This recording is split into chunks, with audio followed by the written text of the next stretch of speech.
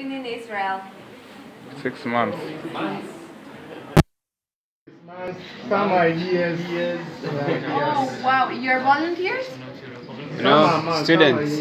or students working? What? Students? Yeah, students. Combined. Most. Oh, okay. So that's why all of you speak English very well. Okay. What are you? Most of you studying or different things? Studying. But different things? Yeah. Okay, good. Are you doing the whole career here or just part of it? Quite a bit. Okay.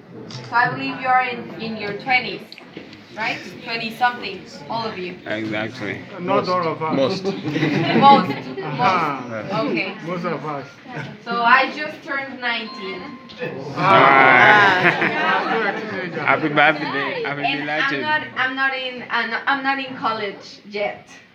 But when I go back to Mexico, I'm from Mexico. When I go back to Mexico, I'll start architecture. Okay? Okay. Anyway, so I'm not the important one. This is the important thing. Okay. Are we all in already? Yes.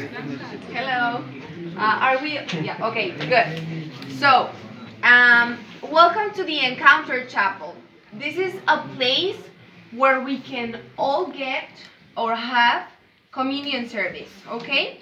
So even though Magdala was or is held by Catholics, this is an interreligious project.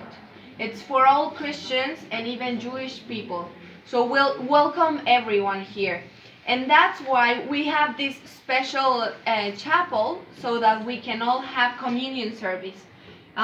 If you have a pastor or someone that celebrates for you your service, you can only call and you say, hey, I would like to have the Encounter Chapel this day at that time. Do you have that day free? And we say, yes, you can come. And then you come on the time, we set everything up for you and we prepare everything. And then you just come in and have your service and you can be in the site.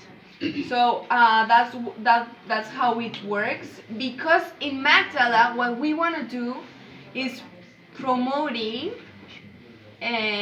unity instead of making differences in between Christians or Christians and Jewish people. What we want to do is talk about our gospel that tells us that we need to love each other, that we need to serve each other, that instead of making differences, we need to correct with love and to tolerate and to respect.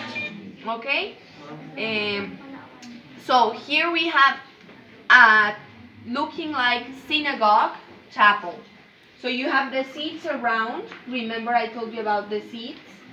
Remember I told you about the frescoes that we had red, yellow, blue. So those are the colors of the frescoes in our synagogue, more or less.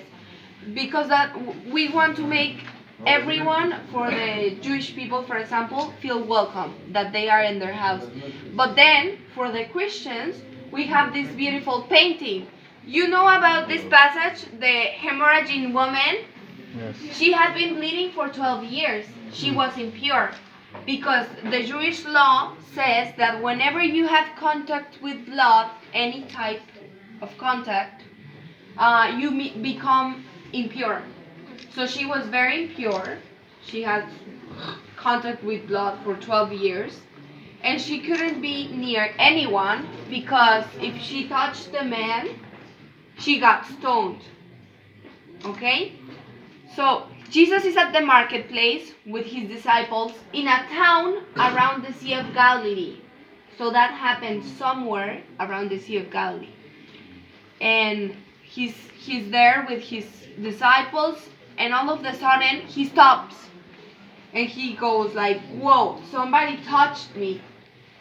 And the apostles tell him, Jesus, we're in the marketplace. Of course somebody touched you. People usually touches you. They pass by, they push one another. That's normal. We're in the market. And he's like, no. You don't understand what I'm talking about. Someone touched me. And then this lady comes in very scared, as she has never been in all of her life. Why? Because if she was touching a man, and when impure women touch men, they are supposed to get stoned and to die.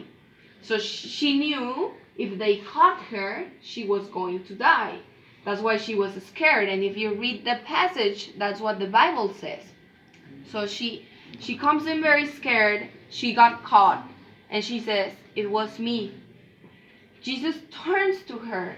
And when he sees her, he just gives her this look of love. And he tells her, "My daughter, your faith can you close the doors, please, so that we can hear?"